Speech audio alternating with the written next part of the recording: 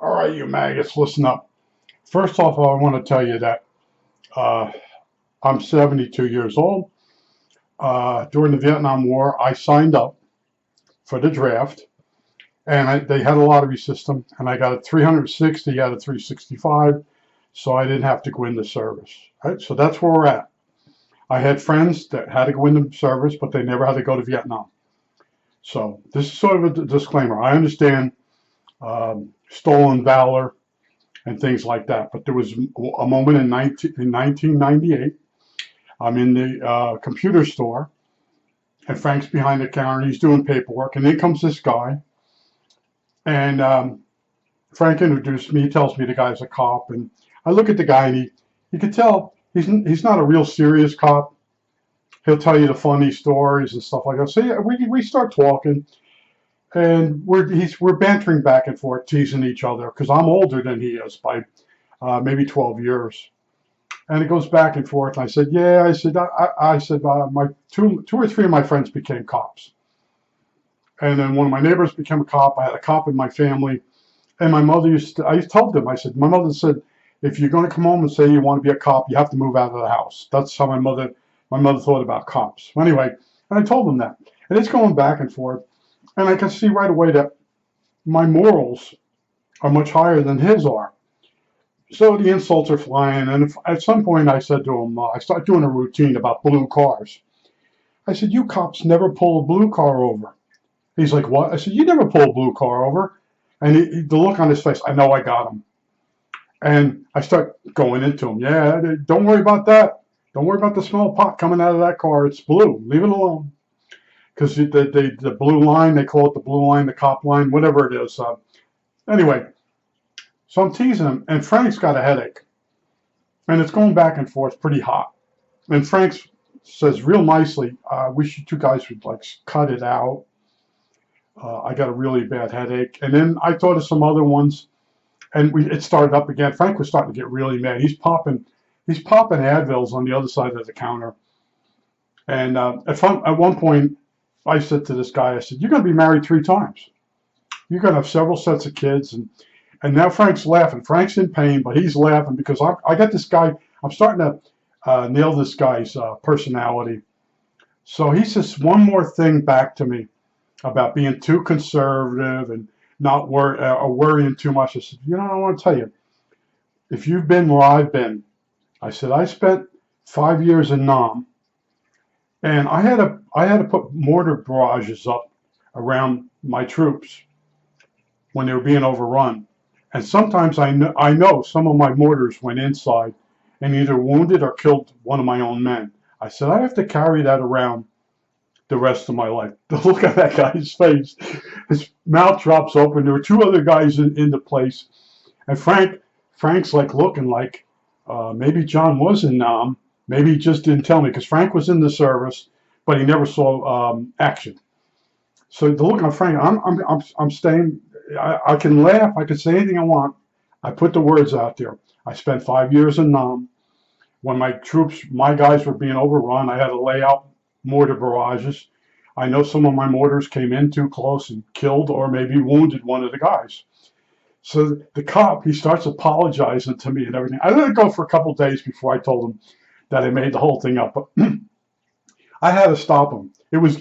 Frank had a bad headache. The guy was going really over the edge, but I continued the blue car thing.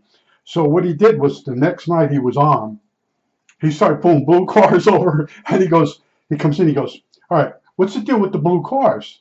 I said, what happened? He goes, I started pulling them over, and they had all kinds of crap going on. I said, blue is a cop's favorite color. It basically is, if you know cops. And they tend to pull over red. I said, you pull over red cars. That was part of the routine. Yeah, you see a red car, you get a hard on, you got to pull it over. And he's laughing, and Frank's there, please, I got a headache. And Frank can get mean, Frank can get nasty, and he's holding himself back. It was so funny. But this guy, I kept in touch indirectly with him over the years, and he has been married 3 times. I nailed it. I won't go into the reasons why he's been married 3 times, but it has to do with he has to constantly be sexually attracted to his mate. And once they become pregnant, he loses that and he starts to cheat. Well, anyway, I did tell you anyway, but that's a typical. If you read psychology books about certain types of people, they're nice and everything. They're not a sociopath. It's just sexually. Uh, I won't go into that real deep. Anyway, they have something underlying that surfaces when they get older. So let's just put that. You go read up on it. You'll figure it out. But the one time I just wouldn't normally do the stolen valor. I didn't even know later on that became a thing. You don't want to do that. But yeah, I'm sitting there, and I kind of mentioned both my parents were dead at an early age, and that didn't slow them down at all. But when I said I was in Nam for 5 years, and I had to shoot mortars, and they're not always land where you want them to land, and you wound one of your own guys, and you possibly kill one of that shut him up. And the two other guys that had walked in on this conversation were starting to listen to us, sending insults back and forth. Their mouths drop open. And you could say that story with a smile on your face, but what they hear is this guy knows he killed his own troops, and he has to live with that. That's what they hear. They don't see you delivering it with a smile, or you're being facetious, or sarcastic. They just hear you killed some of your own men accidentally, and you got to live with that the rest of your life. And the looks on those faces. I let it go for a couple of days before I told the guy, and that was it. After that, he knew where I was coming from, and we became pretty funny friends. And then every once in a while, I'd be at the computer store, and he'll go, "Remember when we gave Frank a headache?" Poor Frank. Oh, and then every once in a while, I used to walk with Frank after he quit the store. We walked every day until he found something else to do. And he says, "Oh, you guys were killing me." And he knew how funny it was because I never met the guy before, and we just start insulting each other back and forth, and it was pretty good. And I'm older, and I know some of the insults, like, you really shouldn't pick on me because I could have been your father, but that dog beat me over the fence, and something like that. There were these really ugly insults that were out there in the 70s and the 80s. And I had a guy get me with that one time. I was dressing him down. I worked in Radio Shack, and he was a screw up. And next door was his father's store. And he'd come over, and he would just come over and start working and tell the boss he was there 2 hours when he was only there 15 minutes. Pull all kinds of crap down. And one day I really went after him, and he just came off with that, you really shouldn't pick on me because I could be your father if the dog didn't beat me over the fence. That was a good insult, but the guy was still wrong. He was still cheating my boss at a time and all the other stuff. I could tell you his name too. I remember all these people's names, but in life there's funny stuff. But I shut the guy down so quick with that because this guy was a cop, but he was younger by 12 years, so he didn't have to go into service. He only heard about how bad Vietnam was. He never dealt with anybody, and I never had to deal with anybody until later on when I went to work.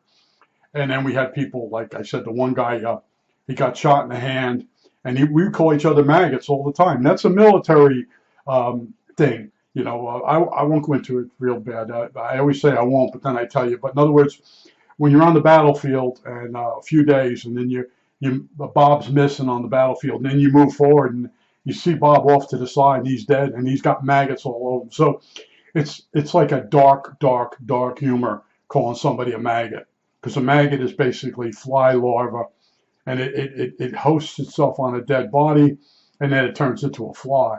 But I just want to tell you that real quick story, because like I said, I have stuff in my head. I've done things. I've been places.